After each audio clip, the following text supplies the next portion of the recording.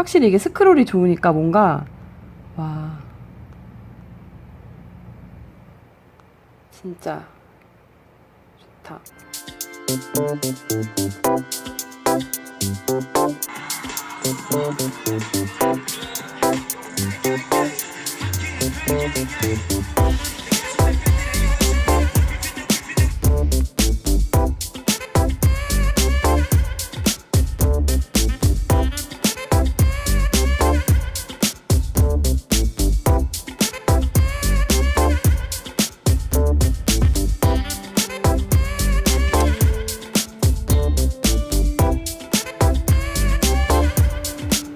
지문 방지 코팅이라더니 지문은 아주 잘 붙습니다.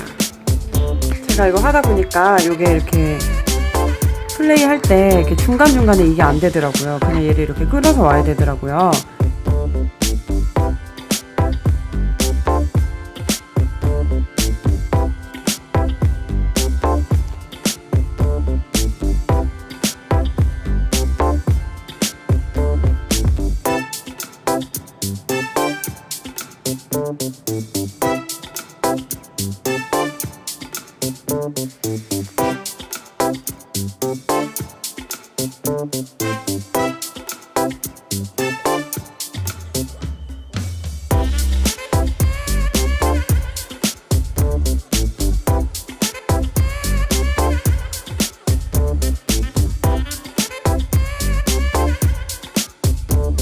네, 여러분 안녕하세요. 오늘은 아이패드 프로 10.5인치 64기가고요. 와이파이 버전입니다. 네, 제가 한 일주일 정도 쓴 것 같은데요. 리뷰를 간단하게 해보도록 하겠습니다. 아참, 저의 리뷰는요. 그냥 전문가의 리뷰는 당연히 아니잖아요. 그냥 실제 사용하는 일반 사용자의 리뷰라고 봐주시면 감사하겠습니다. 이번에 새로 나온 10.5인치 아이패드 프로. 전작인 9.7인치에 비해 두드러지는 개선점은 다음과 같습니다. 램이 2기가에서 4기가로 업그레이드된 점, 프로모션으로 일컫는 기술인 120Hz의 주사율로 화면이 더 부드러워진 점, 베젤이 얇아지면서 디자인이 좋아지고 크기가 약간 커진 것에 비해서 화면 크기는 무려 20%가량 커진 점, 512기가 모델이 추가된 점, 마지막으로는 늘 그랬듯이 새로운 A10X 퓨전 칩 채용으로 인한 성능 향상입니다. CPU는 30%, 그래픽 속도는 40% 빨라졌다고 합니다. 네, 제가 이렇게 펜슬도 구입을 했습니다. 이제 외형 설명은 지난번 개봉기에서 했으니까 넘어가도록 하고요. 오늘은 제가 사용하면서 이제 느낀 점들 위주로 설명을 드리도록 하겠습니다. 첫 번째로 제가 가장 놀랐던 것은요. 바로 스피커입니다. 제가 사실은 아이패드 프로 지난번부터 스피커가 이렇게 4개가 달려있고 굉장히 개선이 많이 돼서 나왔다는 거를 들어서 알고 있었어요. 그리고 저도 사실 이제 맥북 프로를 썼었는데 맥북 프로 쓰고 뭐 아이패드, 뭐 아이폰 이런 거 쓰면서 이 애플 디바이스들이 굉장히 스피커가 괜찮다 이런 거는 알고 있었는데 이번에 이 스테레오 스피커 4개 달린 거 써보고 제가 진짜 감탄을 금치 못했습니다. 일단 다른 스피커 같은 거가 필요가 없을 정도로 굉장히 소리가 괜찮아요. 이렇게 얇은 데서 어떻게 이런 사운드가 나오지? 라고 할 정도로 좀 깊이감도 있고 멀리 퍼지기도 하고 소리가 굉장히 좋았습니다. 그래서 그런지 유튜브나 아니면 넷플릭스 같은 거를 제가 TV, 핸드폰 이렇게 여러 가지 볼 수 있는 게 있잖아요. 근데 꼭 아이패드로 보게 되더라고요. 그게 이제 크기가 좀 적당하기도 하거니와 스피커가 굉장히 좋아서 그런 것 같습니다. 사실 저는 이제 그 보스 스피커 가지고 다니면서 들었거든요. 근데 이것만 가지고 다니면 그거 따로 안 가져가도 될 것 같아요. 음량도 굉장히 크고요. 네, 어쨌든 스피커는 뭐라고 말할 수 없을 정도로 좀 깜짝 놀랐고 사실은 되게 감동했어요. 삼성에서도 이걸 의식해서인지 갤럭시 탭 S3에 AKG 음향 기술이 적용된 4개 스피커를 장착했다고 하더라고요. 근데 저는 써보진 않았는데 둘 다 써본 분들한테 제가 얘기를 들어보니까 아무래도 이 애플의 아이패드 스피커가 조금 더 낫다고 합니다. 어쨌든 이렇게 경쟁은 참 건전하고 좋은 것입니다. 그렇죠? 제가 두 번째 감탄한 점은 120Hz의 주사율에서 나오는 부드러움입니다. 이걸 프로모션이라고 칭하더라고요.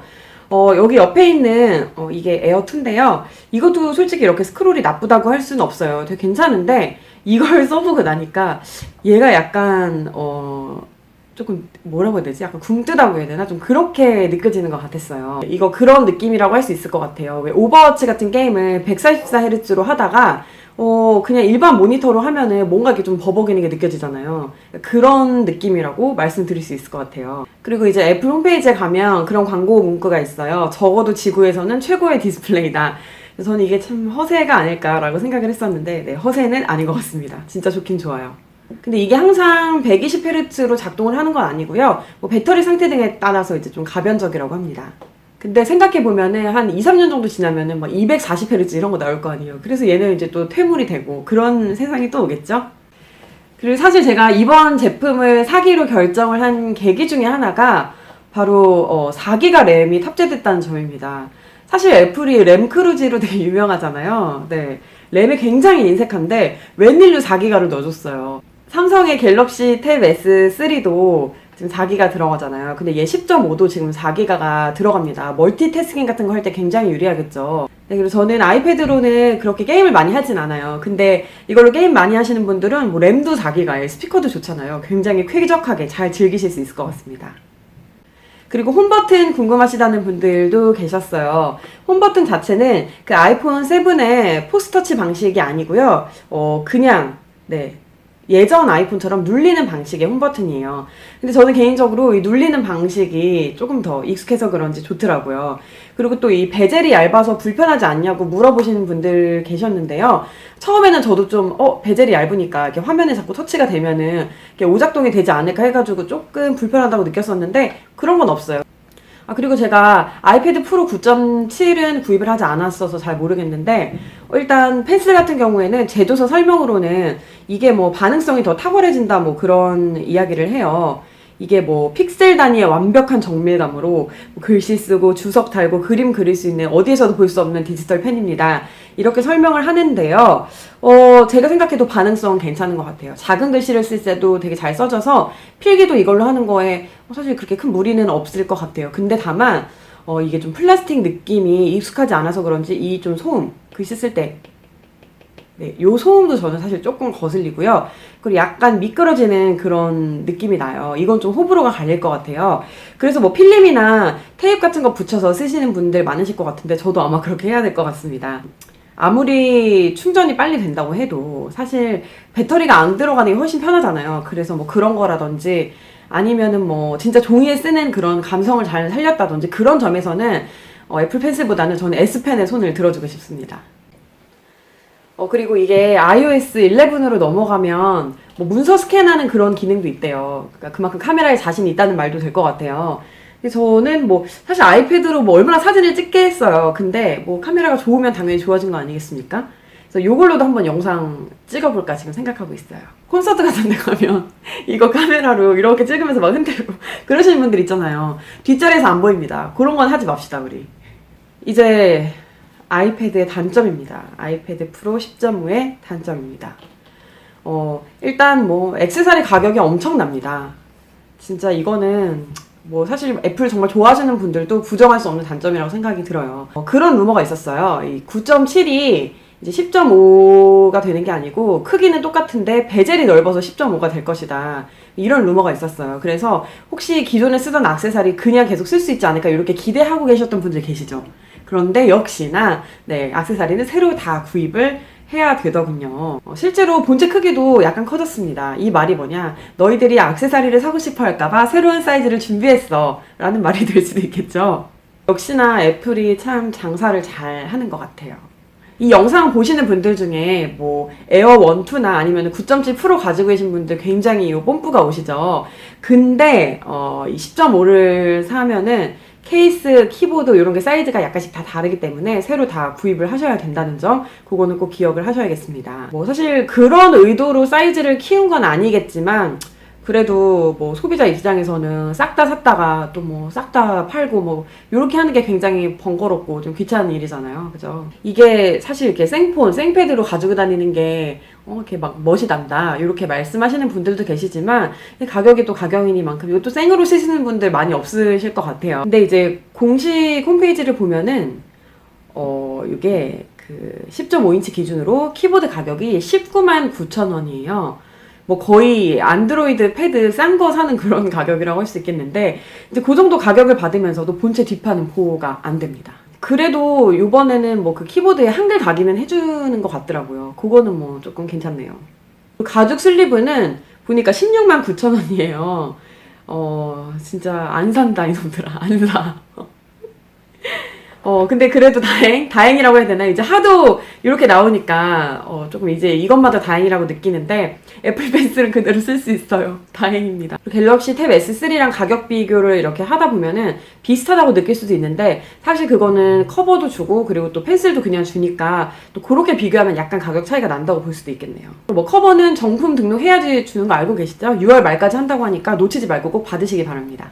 제가 사실 갤탭 S3랑 엄청 비교하다가 그냥 아이패드를 구입을 한 거거든요. 갤북도 샀고 해서. 네, 그래서 제가 이렇게 말씀드리는 겁니다.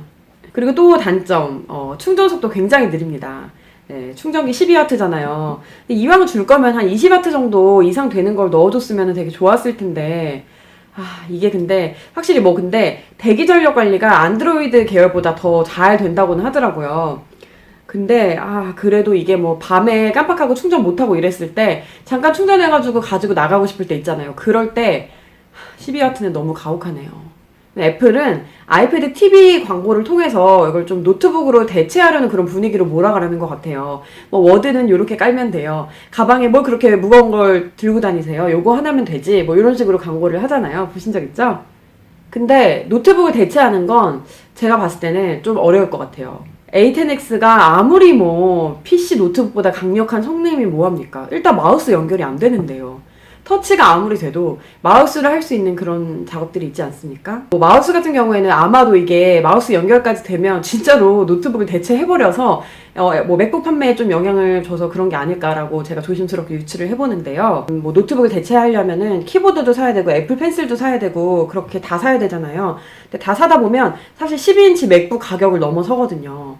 그러면은 이제 소비자들은 고민에 빠지겠죠. 어떤 걸 사야 할지. 저도 물론 이걸 했습니다만, 이걸 뭐 노트북 대체까지 생각해 보시는 분들은, 한번 뭐 맥북이랑도 비교해 보시고 좀 다시 한번 신중하게 고민을 해 보시고 구입을 하셨으면 좋겠습니다. 노트북은 노트북이고, 아이패드는 아이패드입니다.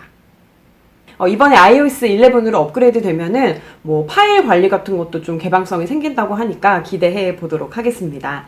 뭐, 아직까지는 제가 일주일 정도밖에 안 써봤기 때문에 좀 리뷰가 충분하지 않을 수도 있는데요. 여러분들이 질문 올려주시면 또 그거 모아서 추가 영상 또 찍어보도록 할게요. 다음 시간에 또 만나요. 안녕!